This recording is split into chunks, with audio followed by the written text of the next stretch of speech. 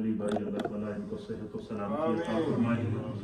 حضرات، ہم سب خوش قسمت ہیں کہ اللہ اور اس کے رسول کے ذکر کے لیے ہم یہاں تشریف فرما ہیں۔ دیکھیں، اللہ تعالیٰ نے اپنے فضل و کرم سے چند راتیں ایسی عطا فرمائی ہیں جو رب کریم کا خاص کرم ہے نبی پاک صلی اللہ تعالیٰ علیہ وآلہ وسلم کی امت پر، اور سرکار دو عالم صلی اللہ تعالیٰ علیہ وآلہ وسلم نے باقاعدہ ان راتوں کی نشاندہی فرمائی ہے، اور نشاندہی فرمانے کا مقصد حضور علیہ نبی علیہ الصلوۃ والسلام کا کیا ہے، اس میں حکمت کیا ہے؟ اس میں حکمت یہ ہے کہ ہم جس آقا کے امتی ہیں خدا نے انہیں رحمت للعالمین بنا کر دیا۔ تو نبی علیہ الصلوۃ والسلام نے، کیونکہ آپ رحمت للعالمین ہیں، تو حضور علیہ نبی علیہ الصلوۃ والسلام نے اپنی امت کو ان کے گناہوں کی بخشش اور قرب الہی اور اللہ کی طرف رجوع کرنے کے لیے چند سائن عطا فرمائے ہیں۔ تو اگر سائن بھی معلوم ہو، راستہ بھی معلوم ہو، منزل بھی معلوم ہو، تو پھر انسان بھٹک جائے تو کتنی بڑی بدقسمتی ہے۔ مثلا آپ دیکھیں، میرے سامنے حدیث پاک ہے، اور یہ حدیث ہے، اس کو امام ابن عساکر نے تاریخ دمشق کی جلد نمبر 10 اور صفحہ نمبر 408 پر نقل فرمایا ہے۔ اسی طریقے سے الترغیب و ترہیب کی کتاب العیدین کے اندر بھی یہ حدیث نقل کی گئی ہے۔ اس حدیث کے راوی ہیں حضرت ابو امامہ باہلی رحمۃ اللہ رضی اللہ تعالیٰ عنہ۔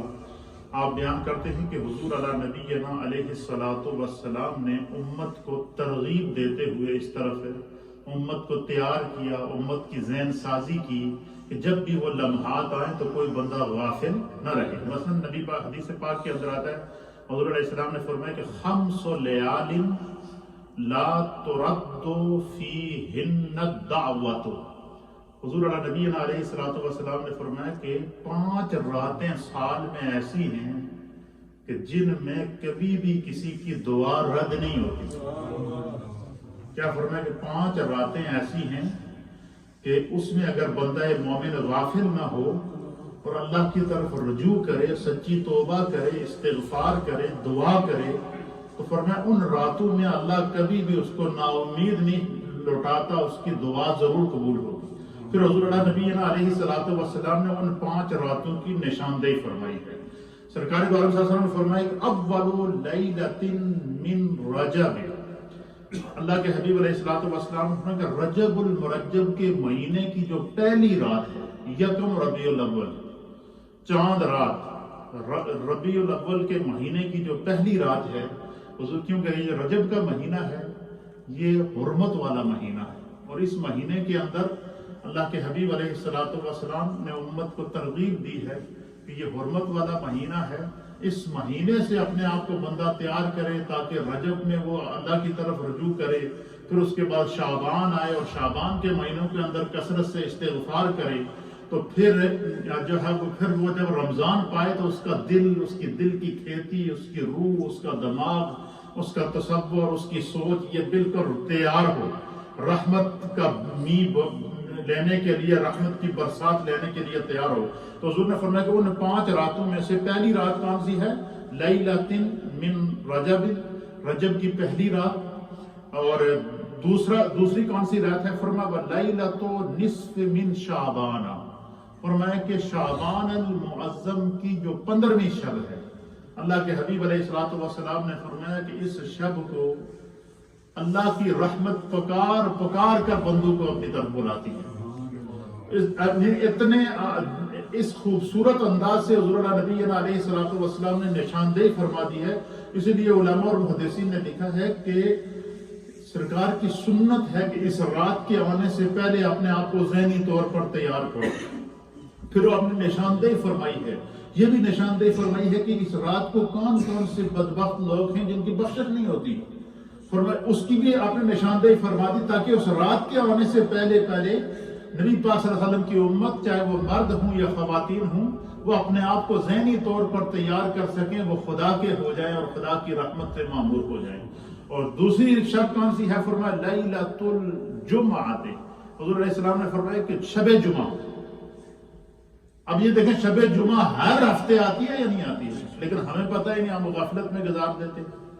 حضور نے فرمایا شب جمعہ کو، اور جمعرات جس کو ہم کہتے ہیں، شب جمعہ کو سرکار دو عالم صلی اللہ علیہ وسلم نے فرمایا کہ اپنے رب کی طرف رجوع کرو، جو دعا کرو گے اللہ تمہاری دعا کو قبول کرے گا.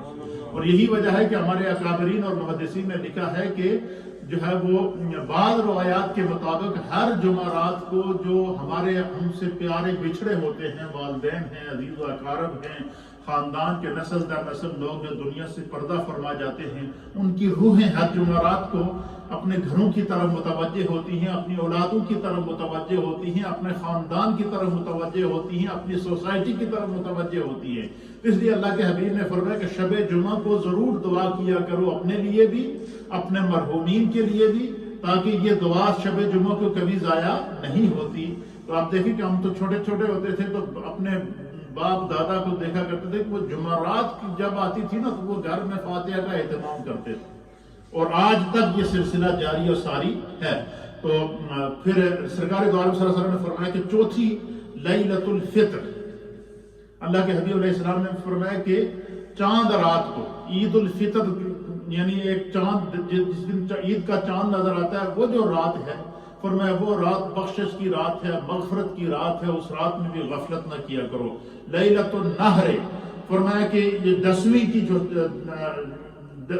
10 ذی الحجہ کی جو شب ہے، 10ویں شب، اس کو بھی جو ہے وہ اپنے آپ کو جو ہے وہ غفلت کی طرف لے جا کر نہ لایا کر. اس طریقے سے اللہ کے حبیب علیہ السلام نے ان راتوں کی ہمیں کیا دی ہے؟ ترغیب دی ہے. اب جیسے ہی لیلۃ البرات، شب برات آتی تو سرکار دو عالم صلی اللہ علیہ وسلم امت کی کس طرح رہنمائی کرتے ہیں؟ مولا کائنات تاجدار حل عطا، مولا مشکل کشا حضرت سیدنا علی المرتضیٰ رضی اللہ تعالیٰ عنہ اس حدیث کے راوی ہیں. آپ اندازہ لگیں کہ جس حدیث کے راوی مولا کائنات ہیں اور نبی پاک نے امت کے لیے وہ پیغام دیا ہے، تو اس میں کتنی بڑی برکت ہوگی. تو 15ویں شعبان، یہ 15ویں شعبان جو شعبان المعظم کی کل جو آنے والی شب ہے، اس کے بارے میں اللہ کے حبیب علیہ السلام نے کیا فرمایا؟ حضرت علی کہتے ہیں کہ نبی علیہ السلام رسول اللہ صلی اللہ تعالیٰ علیہ وآلہ وسلم، اللہ کے حبیب علیہ السلام نے فرمایا کہ اذا کانت لیلۃ نصف من شعبان. حضرت علی کہتے ہیں کہ حضور نبینا علیہ السلام نے ہمیں مخاطب کر کے اور قیامت تک آنے والی اپنی امت کو ترغیب دی ہے، ان کو ذہن سازی فرمائی ہے، ان کو پیغام دیا ہے. اذا کانت لیلۃ نصف من شعبان، کہ جب بھی تمہیں شعبان المعظم کی 15ویں شب نصیب ہو جائے. اب آپ دیکھیں کہ لیلۃ القدر کتنی عظیم شب ہے، جس کے بارے میں اللہ فرماتا ہے کہ لیلۃ القدر خیر من الف شہر، کہ لیلۃ القدر 1000 مہینوں سے بہتر ہے. لیکن حضور نے فرمایا اجر بتا دیا، لیکن لیلۃ القدر کا تعین نہیں فرمایا. فرمایا رمضان کے آخری عشرے کی تاک راتوں میں تلاش کرو. اس ایک رات کو تلاش کرنے کے لیے ہم کیا کرتے ہیں؟ اعتکاف کرتے ہیں. ہم ان تاک راتوں کو جاگ کر گزارتے ہیں کہ شاید 21ویں شب ہو، شاید 23ویں شب ہو، شاید 25ویں شب ہو، شاید 27ویں شب ہو، شاید 29ویں شب ہو. ہمارا تجسس رہتا ہے. اعتکاف کرنے کے باوجود بھی ان راتوں کو جاگنے کے باوجود بھی دل میں ایک تڑپ رہتی ہے، پتہ نہیں وہ رات ملی یا کہ نہیں. کیوں؟ کہ امت کے اندر ذوق پیدا ہو. لیکن دیکھیں ادھر لیلۃ القدر کو مخفی رکھا، چھپا کے رکھا، ادھر لیلۃ البرات کو، شب برات کو ظاہر کر دیا، دل بھی بتا دیا، تاریخ بھی بتا دی، تاکہ امت اگر کسی وجہ سے، کسی غفلت کی وجہ سے، کسی بھول کی وجہ سے، سستی کی وجہ سے لیلۃ القدر کی برکتوں سے معروم ہو جائے تو وہ شب برات کی برکتوں سے معروم نہ ہو. آپ لوگ خوش قسمت ہیں، ہم نے جمعے میں بھی اس کی ترغیب دی ہے. کل شب برات آ رہی ہے، آج بھی ہم بیٹھ کے اس کو تلاش کر رہے ہیں. اور آج کی جو شب ہے، اس وقت بھی بعض ممالک کے اندر، مثلا جو نارتھ امریکہ ہے اس میں آج شب برات ہے. اسی طریقے سے سعودی عرب کے اندر ہے، عرب ممالک کے اندر وہ آج شب برات بنا رہے ہیں. تو جہاں جہاں پہ اس وقت بھی رات مل رہی ہے تو ہم ان لمحات کی بھی سعادت آج اس محفل کے ذریعے پا رہے ہیں.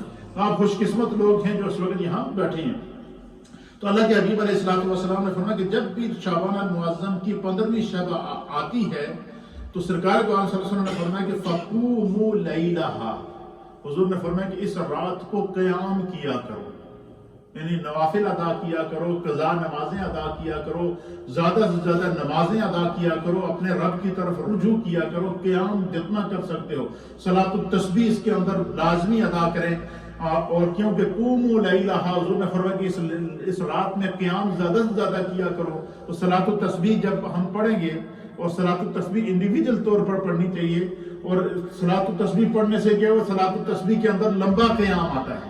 تو اگر آپ اس رات کو صلاۃ التسبیح ادا کریں گے تو ہمیں قوموا لیلھا جو حضور نے فرمایا اس کا بھی ہمیں ثواب مل جائے گا۔ اسی طریقے سے ہمارے ہاں باقاعدہ معمول ہے کہ ہم انشاءاللہ کل مغرب کی نماز پڑھتے ہی فوراً یہاں پر 6 نوافل ادا کریں گے، پھر صلاۃ التوبہ ادا کریں گے، پھر محفل ذکر و دعا ہوگی، پھر عشاء تک یہ سلسلہ دعاؤں، مناجات، التجاؤں کا جاری و ساری رہے گا، پھر اس کے بعد قبرستان جائیں گے۔ تو ان لمحات کو خدا نے ہمیں جو اس زندگی میں عطا کر دیے، اور اسی رات کو ہمارا فیصلہ بھی ہونا ہے کہ ہمیں اگلی رات پائیں گے یا کہ نہیں پائیں گے۔ تو حضور علیہ الصلوۃ والسلام نے فرمایا کہ جب بھی تمہیں اذا کانت لیلۃ نصف من شعبان، جب تمہیں شعبان المعظم کی 15ویں شب مل جائے تو کیا کرو، فقوموا لیلھا، اس رات کو قیام کیا کرو، وصوموا نہارھا، اور دن کو روزہ رکھو۔ اب اس کا مطلب کیا ہوا، اس میں حضور نے ہم پہ اتنا کرم کر دیا۔ ادھر صرف فرمایا کہ لیلۃ القدر کو تلاش کرو، رمضان کے لیے کیا فرمایا، لیلۃ القدر کو تلاش کرو، ادھر لیلۃ البرات کی تاریخ بھی بتا دی اور فرما دیا اس کا جو اگلا دن ہے اس کا روزہ رکھو، وہ بھی تمہارے لیے برکت والا ہے۔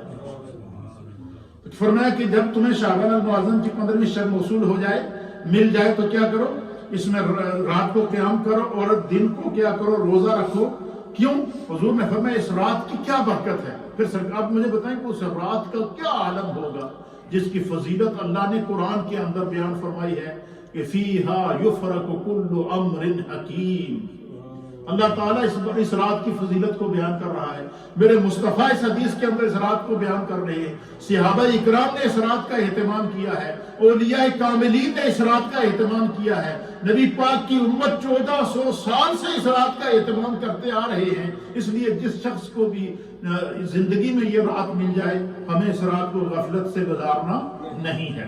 تو حضور نے فرمایا کہ اس رات کی اور قیام کرنے اور دن کو روزہ رکھنے میں کیا حکمت کیا ہے، برکت کیا ہے، اللہ کے حبیب نے آگے اس حکمت کو خود بیان فرمایا۔ حضور نے فرمایا کہ فَإِنَّ اللَّهَ يَنزِلُ فِيهَا لِغُرُوبِ الشَّمْسِ إِلَى السَّمَاءِ الدُّنْيَا۔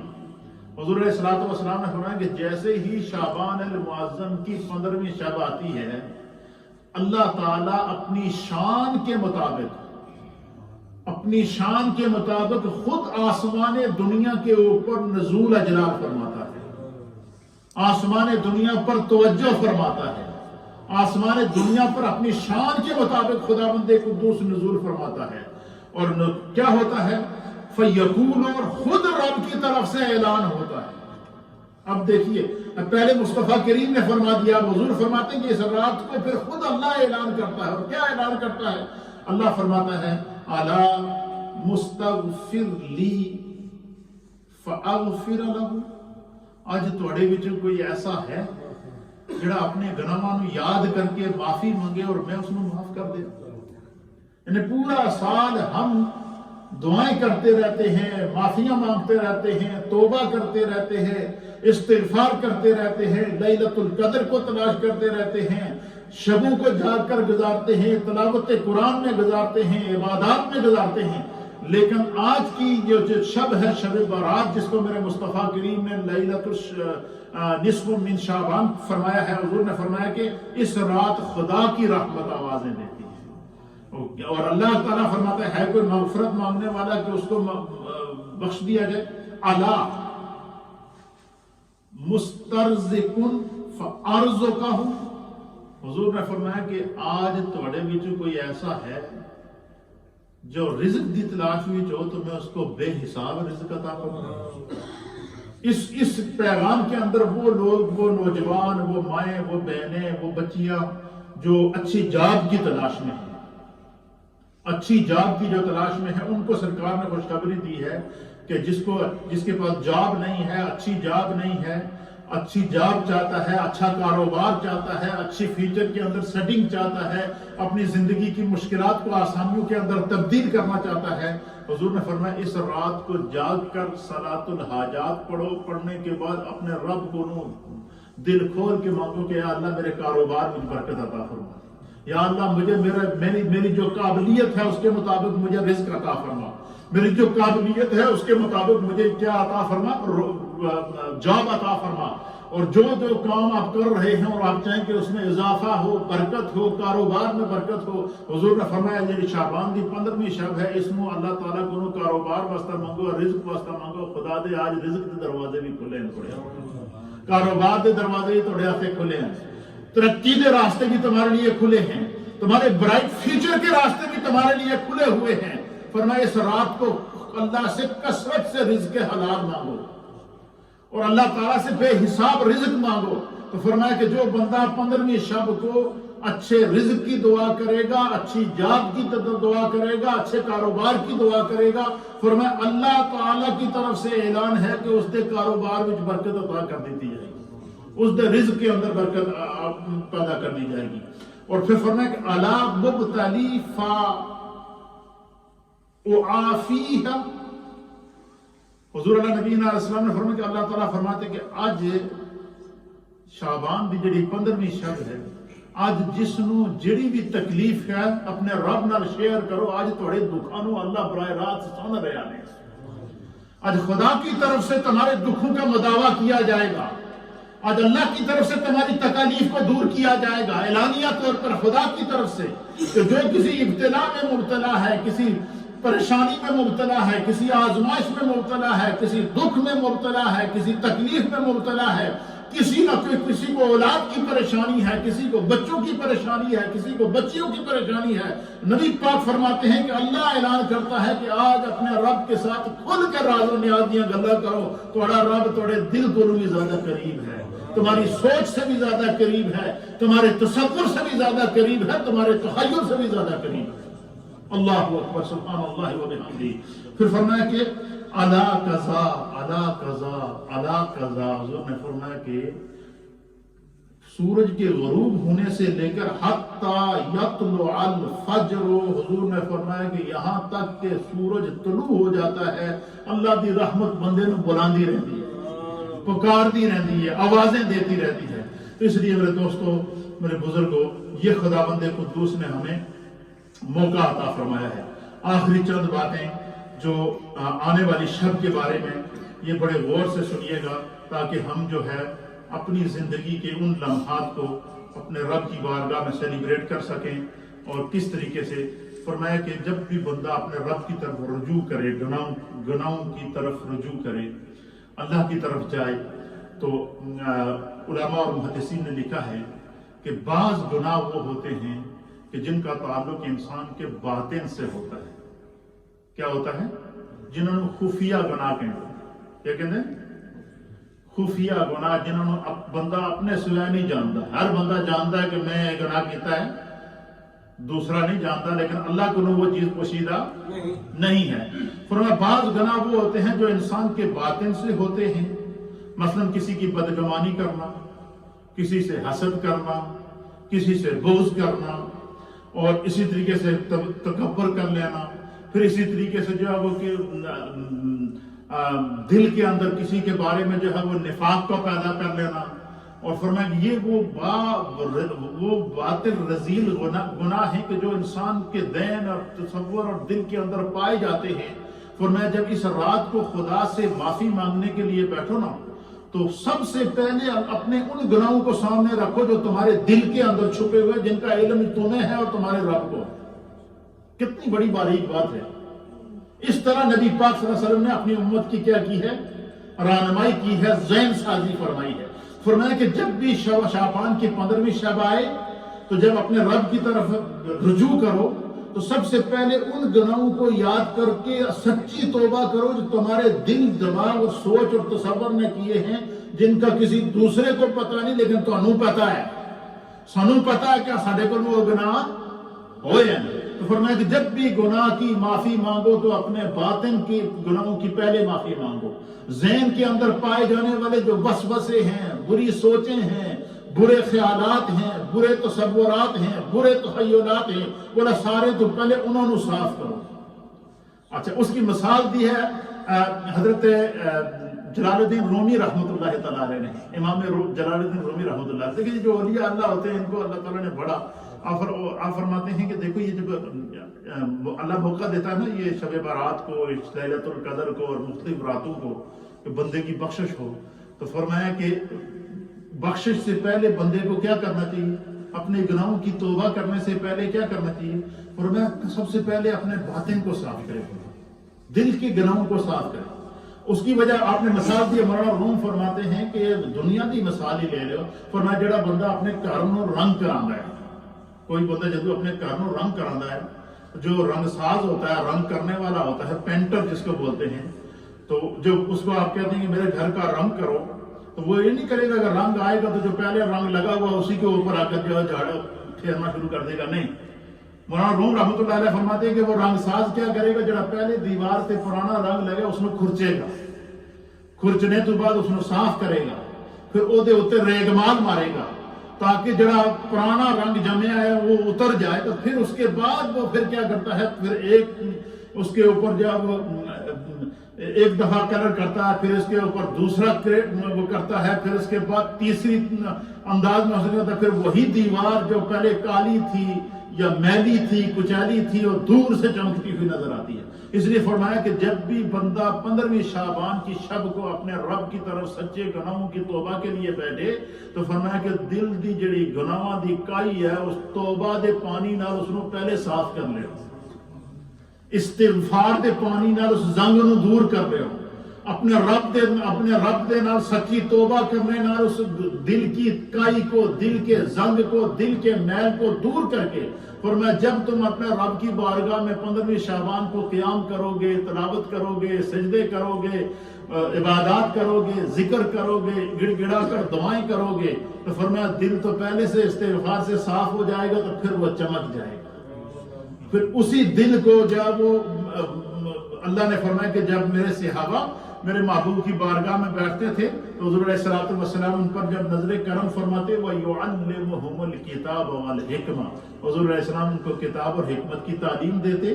اور جس وقت صحابہ اکرام کے دل اندر سے پاک اور صاف ہو جاتے نا، اس سے فرمایا سرکار پھر اپنی نگاہ نبوت ڈالتے تو اللہ فرماتا وَيُزَكِّيهِمْ، مصطفیٰ دی نظر پہندی ہے تو میں انہوں نے دل نو اس طرح صاف کر دینا جس طرح شیشہ صاف ہوتا ہے، اس طرح برتن کو دھو کر صاف کرتے ہیں، اس طرح دل نبی پاک کے صحابہ کے دلوں کو صاف. اس لیے حضور نے فرمایا کہ اللہ تعالیٰ نے حضرت آدم علیہ السلام سے لے کر حضرت عیسیٰ علیہ السلام اور میری عیسیٰ علیہ السلام تک ہر نبی کے امتیوں کے دل مجھے دکھائے ہیں. کیا فرمایا حضور نے؟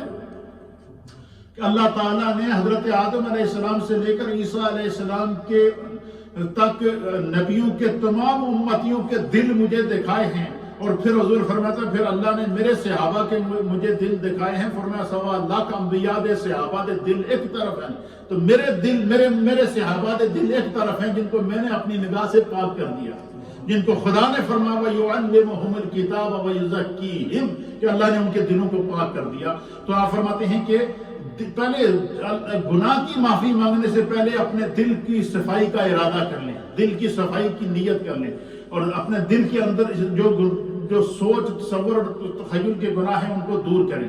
فرمایا کہ پھر جو ہے وہ ظاہری گناہوں کی طرف بندہ پھر توجہ کرے، پہلے باطنی گناہوں کی طرف توجہ کرے اور اس سچی توبہ کرے، پھر ظاہری گناہوں سے بھی توبہ کرے.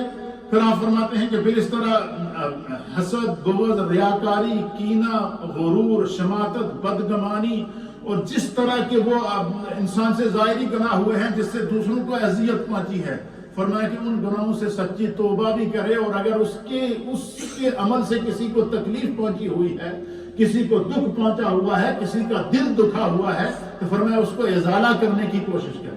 اور دوسری چیز کیا ہے؟ فرمایا بعض گناہ ایسے ہوتے ہیں کہ جن کی طرف کسی دوسرے شخص کو راغب کیا ہوتا ہے. مثلا ہمارے ہاں دوستی میں بیٹھ جاتے ہیں نوجوان اکثر اکٹھے بیٹھتے ہیں، وہ ایک دوسرے کو پکڑ کر بری محفلوں میں لے جاتے ہیں، کہیں پب میں پکڑ کر لے گئے، جی چلو جی وہاں پر چلتے ہیں، شراب پیتے ہیں نعوذ باللہ، جو اللہ تعالیٰ نے حرام کی ہے، کوئی ایسی جگہ لے گئے، کسی عیاشی خانے کے اندر چلے گئے اور جا کر وہاں پر بری صحبت کے اندر مبتلا ہو گئے، تو اب دوستی کے اندر ایک بندہ دوسرے دوست کو لے گیا، تو اس نے اگر خود توبہ تو کر لی، لیکن اس کو دوسرے دوست کو گناہ کے راستے پر لگانے کی وجہ سے آگے وہ ساری زندگی گناہ پہ چل رہا ہے۔ فرمایا انسان کا ایسے عمل پر غور کرے کہ میں نے کسی کو گناہ کے راستے پر تو نہیں لگایا، یا میری وجہ سے کوئی گناہ کے اندر مبتلا تو نہیں ہوا۔ فرمایا اس چیز کا بھی ازالہ کرے اور اس طرف بھی اللہ کی طرف رجوع کرے، اور فرمایا کہ اگر کسی کی طرف بد کلامی کی ہے، بد نگاہی کی ہے،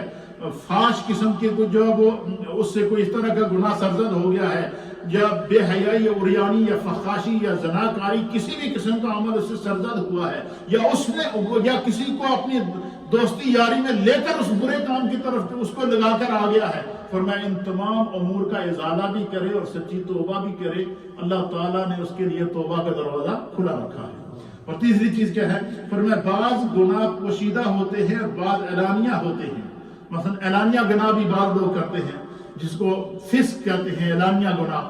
فرمایا کہ کوشش کرے کہ وہ اعلانیہ گناہ سے اپنے آپ کو بچا کے رکھے، وہ ایسا گناہ جو فسق کے زمرے کے اندر آتا ہے، کوشش کرے کہ اس گناہ سے اپنے آپ کو بچائے اور توبہ کرے، اپنے رب کی طرف سے سچے رجوع کرے۔ پھر فرمایا کہ یہ وہ ساری چیزیں ہیں اللہ کے حبیب علیہ الصلوۃ والسلام نے اس سے جو ہے وہ اس کی طرف رجوع کرنے اور اپنے رب کی طرف متوجہ ہونے کی طرف جو ہے وہ ارشاد فرمایا۔ پھر اسی طریقے سے آخری بات، امام غزالی رحمۃ اللہ علیہ نے ان تمام احادیث کو بیان کرنے کے بعد، تمام آیات کو بیان کرنے کے بعد، نبی پاک کی امت کی ذہن سازی کرنے کے بعد، حضرت امام غزالی رحمۃ اللہ علیہ فرماتے ہیں کہ توبہ کی قبولیت اور گناہ پر ندامت کی علامات آپ فرماتے ہیں ان کو ذہن کے اندر رکھیں۔ اور وہ علامات کیا کیا ہیں؟ آپ فرماتے ہیں کہ دل کا نرم ہو جانا۔ فرمایا اگر آپ کا کسی بھی مجلس ذکر کے اندر یا اپنے گناہوں کو یاد کر کے رات کی تنہائی کے اندر آپ نے سچی توبہ کی اور اللہ کا ذکر کیا اور استغفار کیا اور آپ کا دل نرم ہوا اور آپ کی آنکھوں سے آنسو جاری ہو گئے، تو فرمایا یہ سائن ہے کہ اللہ تعالیٰ نے تھوڑی توبہ سن لی۔ فرماتے ہیں کہ دل کا نرم ہو جانا، ندامت سے آنکھوں سے آنسو بہائے جائیں، اپنے گناہوں کو یاد کر کے شرمندہ ہو بندہ۔ اچھا اگر کسی کے سامنے شرمندہ ہونے سے ڈرتا ہے تو تنہائی میں شرمندہ ہو، اور اس طرح شرمندہ ہو کہ دوبارہ اس سے وہ گناہ سرزاد نہ ہو۔ فرمایا اس توبہ کو توبۃ نصوحہ کہتے ہیں۔ اور تیسری چیز کیا ہے؟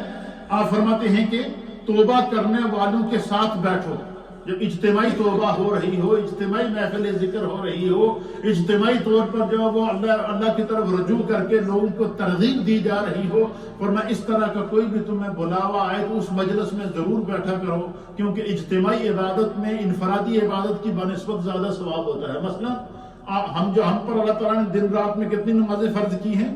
5 نمازیں ہیں۔ وہی نماز اگر آپ اکیلے میں پڑھیں گے تو 1 نماز کا ثواب ہے، اور اسی نماز کو اگر آپ جو ہے وہ محلے کی مسجد کے اندر جماعت سے پڑھیں گے تو 27 نمازوں کا ثواب ہے۔ اور حدیث کے مطابق فرمایا کہ وہی نماز اگر بندہ اس مسجد میں جہاں جمعہ ہو رہا وہ جامع مسجد ہو، اور اسی نماز کو اگر بندہ جامع مسجد کے اندر اگر جماعت سے پڑھے گا تو نماز وہی ہے، لیکن اس کو ثواب 500 گنا اللہ اس کو عطا فرمائے گا۔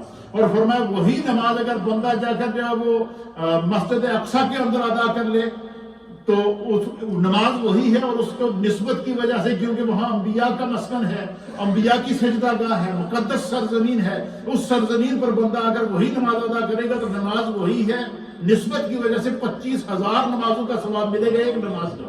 اور فرمایا وہی نماز اگر بندہ مدینہ طیبہ کے اندر، نبی پاک صلی اللہ علیہ وسلم کے شہر کے اندر، مسجد نبوی شریف کے اندر پڑھے گا تو فرمایا ایک روایت کے مطابق 50,000 نمازوں کا ثواب ہے، اور ایک روایت کے مطابق 1,00,000 نمازوں کا ثواب ہے۔ اور فرمایا وہی نماز اگر بندہ اگر حرم کے اندر پڑھے گا تو کیا ہوگا؟ اس میں جو ہے وہ 1,00,000 نمازوں کا اللہ تعالیٰ اس کو ثواب عطا فرمائے گا۔ تو فرمایا کہ امام غزالی کہتے ہیں کہ جہاں تک اجتماعی توبہ ہو رہی ہو، اجتماعی طور پر محفل ذکر ہو رہی ہو، اجتماعی طور پر استغفار کے لیے تمہیں بلایا جائے، فرمایا ان راتوں میں یہ کوشش کرو کہ اس اجتماعی توبہ کرنے والوں کے ساتھ ضرور بیٹھو۔ کیوں؟ اگر بندہ خود تو گناہگار ہے، کیا پتہ اس محفل میں کوئی ایسا ہو کہ جس کے صدقے اللہ سارے دے گناہ معاف کر دے، سارے دی دعاواں قبول کر لے۔ کسی ایک کے صدقے اللہ تو اس لیے فرماتے ہیں کہ جب کہ تمہارا بندہ فوت ہو جائے تو اگر مرنے والا نیک ہے تو علماء اور محدثین نے لکھا ہے، اور امام جلال الدین سیوطی رحمۃ اللہ علیہ نے آپ فرماتے ہیں کہ اگر مرنے والا بخشا ہوا ہے، نیک ہے، تو اس کے جنازے میں جتنے لوگ شریک ہوں گے اس کے وجہ سے سارے بخشے جائیں گے، اور اگر جو مرا ہے وہ گناہگار ہے تو فرمایا اس کے جنازے میں جتنے لوگ شریک ہوئے ہیں ان میں جو نیکوکار ہیں ان کی برکت سے میت کی بخشش ہو جائے گی۔ یعنی کتنا اسلام کے اندر اللہ نے کتنی سلامتی رکھی ہے، کتنی خیر رکھی ہے۔ تو اللہ کے حبیب علیہ السلام نے اجتماعی طور پر عبادت کرنے اور اجتماعی طور پر اللہ کی طرف رجوع کرنے کی بھی ترغیب ارشاد فرمائی ہے۔ تو آپ فرماتے ہیں کہ اجتماعی طور پر توبہ کرنے والوں کے ساتھ بیٹھو، وہ بہت زیادہ نرم دل ہوتے ہیں، کیونکہ ان میں سے کوئی نہ کوئی تو ہوگا جس کی آنسو میرے رب کو پسند آ جائیں گے، کوئی نہ کوئی تو ہوگا کہ جس کے دل کی آہ ڈائریکٹ آسمانوں کے اوپر جا رہی ہوگی، کوئی نہ کوئی تو ہوگا جس کے سجدے پر خدا کو بھی ناز ہوگا، فرشتوں کو بھی ناز ہوگا۔ اس لیے فرمایا کہ جب اجتماعی عبادت ہو، اجتماعی طور پر تمہیں بلایا جائے، تو ہماری کوشش یہی ہوتی ہے جب یہ مقدس راتیں آتی ہیں تو ہم اجتماعی طور پر ذکر کرتے ہیں، اجتماعی طور پر عبادت کرتے ہیں، اجتماعی طور پر دعا کرتے ہیں کہ شاید ہم میں سے کسی ایک کی برکت سے سب کی بخشش ہو جائے۔ اس لیے جو کل آنے والی شب ہے، آپ تمام حضرات کو سورج کے غروب ہوتے ہی ہم نے کیا کرنا ہے، مغرب کی نماز ادا کرنی ہے، اس کے بعد نوافل ادا کریں گے، سورہ یاسین کی تلاوت ہوگی، ذکر ہوگی، اجتماعی توبہ ہوگی، پھر فکر آخرت کے لیے اپنی قبر کو یاد کرنے کے لیے ہم اپنے پیاروں کے پاس رات کو چل کر قبرستان جائیں گے۔ کیوں؟ یہ ان چیزوں سے سیکھنا ہے۔ دیکھا آگاہ اپنی موت سے کوئی بشر نہیں، ساما ہے 100 برس کا پل کی خبر نہیں، یہ سب کچھ ادھر رہ جائے گا۔ تو تیسری چیز کیا ہے، آپ فرماتے ہیں کہ توبہ کرنے والے کو اس چیز کا خیال رکھنا چاہیے، یہ بات بڑی پتہ کی بات ہے، ذہن میں رکھیے گا۔ یہ میں آپ کو ساری باتیں اس لیے بتا رہا ہوں کہ کل جب آپ آئیں نا تو آپ ذہنی طور پر تیار ہوں، آپ کا ذہن بھی، تصور بھی، تخیل بھی، فکر بھی، سوچ بھی تیار ہو۔ امام غزالی رحمۃ اللہ علیہ فرماتے ہیں کہ توبہ کرنے والے کو اس چیز کا خیال رکھنا چاہیے کہ جس گناہ سے وہ توبہ کرے نا، مرتے دم تک اس گناہ سے نفرت بھی کرے اور اس کو دوبارہ نہ ہونے دے۔ اس توبہ کو توبۃ نصوحہ قرآن نے کہا، یا ایھا الذین آمنوا اتقوا اللہ، یا ایھا الذین آمنوا توبوا الی اللہ توبۃ نصوحہ، کہ اے ایمان والو اللہ کی طرف توبہ کرو، اور توبۃ نصوحہ، ایسی توبہ کرو کہ جو توبۃ نصوحہ۔ توبۃ نصوحہ کیا ہے؟ امام غزالی فرماتے ہیں جدو ایک گناہ کو توبہ کر لو تو پھر ساری زندگی اس دے کو نفرت کرو، اس گناہ کو اپنے قریب نہ آن دو۔ اور فرمایا کہ گناہ کی مثال، پھر آگے دیکھیں یہ بڑے لوگوں کی باتیں بھی کتنی بڑی ہوتی ہیں۔ امام غزالی رحمۃ اللہ علیہ نے فرماتے ہیں کہ یہ جو گناہ ہوتا ہے نا، اس دی مثال اس طرح ہے، امام غزالی کہتے ہیں کہ اس کی مثال اس طرح ہے کہ جس طرح کوئی بندہ شہد کے اندر کسی کو زہر ملا کے دے۔ کیا کر دے؟ شہد کے اندر زہر ملا کے دے، تو شہد تو میٹھا ہوتا ہے، ہنی جس کو بولتے ہیں، یہ سویٹ ہوتا ہے، میٹھا ہوتا ہے۔ فرمایا اس ہنی کے اندر اگر کوئی کسی کو زہر پوائزن ملا کر دے دے تو وہ تو بظاہر اس کو میٹھا سمجھ کر کھا لے گا، اور میٹھا میٹھا وہ جناب وہ کہتے ہیں میٹھا میٹھا ہاپ ہاپ تک، کڑوا کڑوا تھو تھو، یہ بات مثال مشہور ہے یا نہیں ہے؟ تو میٹھا کوئی کسی کو زہر کے اندر شہد کے اندر زہر ملا کے دے دے، فرمایا گناہ کی مثال بھی اس طرح ہے کہ جس طرح زہر آلود شہد کی ہے، اس کا ذائقہ بھی شیریں ہوتا ہے لیکن اس کا اثر المناک ہوتا ہے۔ امام غزالی کیا کہتے ہیں؟ اس کا اثر المناک کیا ہوتا ہے؟ اثر کیا ہوتا ہے کہ زہر سے ہلاکت ہو جاتی ہے۔ تو فرمایا اسی طریقے سے بندہ گناہ کرتا رہتا ہے، اس کی دنیاوی لذتوں کے اندر شیطان سبز باغ دکھاتے اور جب وہ وسوسوں کے اندر ڈال کے اور اس کو دنیا کی رنگینیاں دکھا کر ایک دن ایسا ہوتا ہے کہ اس کا دل بالکل سیاہ ہو جاتا ہے، اور پھر کیا ہو جاتا ہے؟ وہ پھر جب اس کی وہ خیر اور شر میں تمیز ختم ہو جاتی ہے۔ تو فرمایا کہ جس طرح زہر شہد کے اندر ملا کر دیا جائے تو بظاہر جب کھایا تھا تو میٹھا تھا، لیکن اس کا جو اثر ہے وہ ہلاکت ہے۔ فرمایا یہی مثال گناہ کی ہے کہ گناہ کی مٹھاس میں، شیطان کے بہکاوے میں، برے دوستوں کی صحبت میں، بری مجلسوں کے اندر بیٹھنے سے، بری سوسائٹی کے اندر رہتے رہتے پھر ایک وقت ایسا آتا ہے کہ انسان کو وہ صحبت، وہ بری عادتیں، وہ بری سوچیں جہنم کے گڑھے میں جا کر ڈالتی ہیں. جس طرح زہر کھانے سے، شہد کے اندر ملایا ہوا زہر کھانے سے بندہ جب کھا رہا تھا تو میٹھا تھا، لیکن جب وہ اس کے حلق سے نیچے اتر گیا تو اس کے جسم کو ٹکڑے ٹکڑے کر گیا، اس کے دل کو پارا پارا کر گیا، اس کو تباہ و برباد کر دیا، ہلاک کر دیا. فرمایا گناہ سے بھی چھٹکارے کی یہی گناہ کرنے کی بھی یہی مثالیں ہیں. پھر فرمایا کہ گناہ پر ندامت مقبول توبہ کا سب سے اعلیٰ درجہ ہے.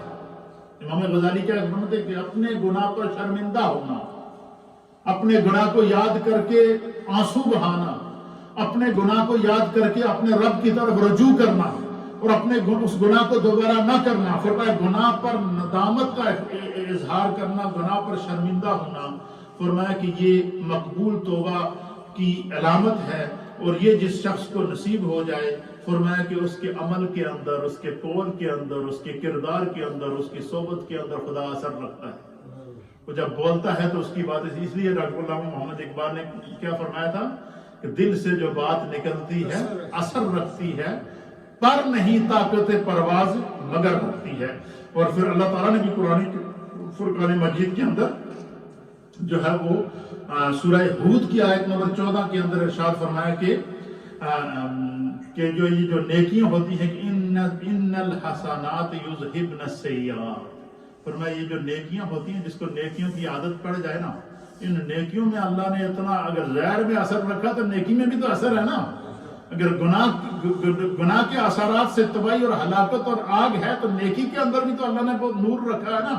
فرمایا جو بندہ نیکی کا عادی ہو جائے تو خدا ان نیکیاں دے صدقے اس نے گناہ دے پردے پا چڑھتے، وہ اس کی بخشش کا ذریعہ بن جاتے ہیں. تو بعض اوقات پہ در پہ مشکلات کا آنا بھی گناہوں کا کفارہ بن جاتا ہے. انسان بعض اوقات مشکلات میں آ جاتا ہے، پریشانیوں میں آتا ہے، آزمائشوں میں آتا ہے، حادثات میں رہتا ہے. لوگ تو بظاہر مذاق اڑاتے رہتے ہیں، لیکن اللہ تعالیٰ چاہتا ہے کہ میرا بندہ جہنم میں نہ جائے. اس کی بیماری، اس کی آزمائش، اس کا دکھ، اس کی تکلیف اس کے لیے کیا ہو جاتی ہے؟ گناہوں کا کفارہ بن جاتی ہے. فرمایا کہ گناہ کبیرہ کے مرتکب پر جب حد جاری کی جاتی ہے تو نبی علیہ السلام نے فرمایا کہ جب بندہ نے گناہ کبیرہ کیا پھر اس نے اس کا اقرار بھی کر دیا. کیا کر دیا؟ اللہ سے معافی بھی مانگ لی اور اس پر حد جاری ہو گئی. مثلا حد کسی نے ناحق کسی کو قتل کر دیا تو جہاں اسلامی حکومت ہے اس کے لیے حکم ہے کہ قتل کے بدلے کیا ہے؟ قتل ہے. پھر اسی طریقے سے جو ہے وہ آنکھ کے بدلے آنکھ ہے، ناک کے بدلے ناک ہے. کسی نے چوری کی ہے تو قرآن کہتا ہے کہ اس کا ہاتھ کاٹا جائے. پھر اسی طریقے سے مطلب یہ جو قرآن نے سزائیں بیان کی ہے، اسلامک سزائیں. فرمایا کہ ایک بندے نے اگر کوئی جرم کر دیا، ارتکاب جرم بھی کر لیا، پھر اس کو اس کی سزا بھی مل گئی، حد اس پر جاری ہو گئی. فرمایا جو دوسرے لوگوں کو چاہیے کہ پھر اس کا مذاق نہ ہو. اور نبی پاک صلی اللہ علیہ وسلم نے اس کی مثال دی کہ حضور علیہ الصلوۃ والسلام کے زمانے میں ایک خاتون جو بری صحبت میں چلی گئی اور کسی شخص سے اس کے غلط تعلقات قائم ہو گئے، بغیر نکاح کا ان کا آپس میں ملاپ ہو گیا، اور اس خاتون جو ہے وہ اس بغیر نکاح کے جس شخص کے ساتھ اس کا تعلق تھا اس سے وہ حاملہ ہو گئی. کیا ہو گئی؟ حاملہ ہو گئی. تو اس خاتون کو احساس پیدا ہوا، اس کو احساس پیدا ہوا کہ مجھ سے بہت بڑا جرم ہو گیا، اور تھی بھی شادی شدہ. اس نے اپنے شوہر کے ساتھ بھی خیانت کی اور غلط جو ہے وہ سوسائٹی میں پڑ گئی. تو جب اس کو ندامت ہوئی، پریشانی ہوئی، تو اس نے بجائے اس کے کہ وہ اس نے سوچا کہ میں کیا کروں، وہ سیدھی اٹھی اور آ کر سرکار دو عالم صلی اللہ علیہ وسلم کی بارگاہ میں حاضر ہوا. اور اس خاتون نے کہا کہ یا رسول اللہ میں تو ہلاک ہو گئی ہوں، مجھ سے یہ جرم ہوا ہے اور اس گناہ کی نشانی میرے پیٹ کے اندر موجود ہے اور میں اس کا اقرار کرتی ہوں. آپ کی بارگاہ میں اس لیے آئی ہوں کہ میں جہنم میں نہیں جانا چاہتی. کیا؟ کہ میں جہنم میں نہیں جانا چاہتی. اب چونکہ وہ حاملہ تھی، اللہ کے حبیب علیہ الصلوۃ والسلام نے فرمایا کہ تمہارے پیٹ میں جو بچہ ہے اس کی حفاظت کرو اور چلی جاؤ، یہ بچہ جب پیدا ہوگا تو پھر میرے پاس ہے. اب وہ وہ بچہ اس کے پیٹ میں تھا، پھر وہ بچہ پیدا ہوا، بچے کے پیدا ہونے کے بعد پھر وہ سرکار کی بارگاہ میں آئی کہ یا رسول اللہ میں حاضر ہو گئی ہوں، مجھے میرے جرم کی سزا دی جائے۔ تو آپ نے فرمایا اس بچے کو جو دودھ پلانے کی مدت ہے وہ پوری کرو، پھر میرے پاس آؤ۔ پھر آئی، پھر اس نے اقرار جرم کیا تھا، پھر اللہ کے حبیب علیہ الصلوۃ والسلام نے، کیونکہ اللہ کا حکم ہے، اور حضور علیہ الصلوۃ والسلام نے اس پر حد جاری فرمائی۔ کیا فرمائی؟ حد جاری فرمائی۔ حد جاری فرمانے کے بعد اس نے اس سزا کو قبول کر لیا۔ بعض صحابہ اکرام یا بعض لوگوں نے کیا کی باتیں کی ہیں کہ یہ عورت پردے میں تھی، کسی کو اس کے گناہ کا پتہ بھی نہیں تھا، یہ چاہتی تو بچ سکتی تھی، لیکن اس نے اپنے لیے خود ہی ایک سزا کی تجویز کی ہے۔ تو اللہ کے نبی علیہ الصلوۃ والسلام نے فرمایا کہ میں تمہیں بتاؤں اس عورت نے کیسی توبہ کی ہے۔ حضور نے فرمایا کہ اس نے وہ توبہ کی ہے کہ اگر اس کی توبہ کو پوری روئے زمین پر بانٹ دیا جائے تو سارے گناہ گاروں کی بخشش ہو سکتی ہے۔ اس لیے فرمایا کہ جب بھی کوئی گناہ بندے سے سرزد ہو جائے، کبیرہ گناہ، تو اللہ کے سامنے اقرار جرم کرے، اقرار جرم کر کے پھر کیا کرے، ساری زندگی اس گناہ سے نفرت کرے، پھر اس گناہ کے قریب نہ جائے۔ تو فرمایا ایسی توبہ کو توبۃ نصوحہ کہتے ہیں۔ اللہ تعالیٰ ہمیں دین کو سمجھنے کی توفیق عطا فرمائے۔ یہ ساری باتیں کرنے کا مقصد یہی تھا کہ کل جب ہم شب برات کی پرنور ساعتوں میں داخل ہوں تو ہم ذہنی طور پر تیار ہوں، تصوراتی طور پر تیار ہوں، تخیلاتی طور پر تیار ہوں۔ تو کل آپ تمام دوست خود بھی آئیں، اپنے بچوں کو بھی لائیں، فیملیز کو بھی لائیں، اوپر خواتین کے لیے اہتمام موجود ہوگا۔ مغرب سے عشاء تک انشاءاللہ بھرپور مجلس ہوگی، اور عشاء کے بعد پھر ہم قبرستان میں جا کر وہاں پر بھی محفل کریں گے، دعا کریں گے۔ اللہ آپ سب کا بیٹھنا اپنی بارگاہ میں قبول فرمائے۔ تھوڑا سا ذکر اور پھر دعا کرتے ہیں۔ اللہم صلی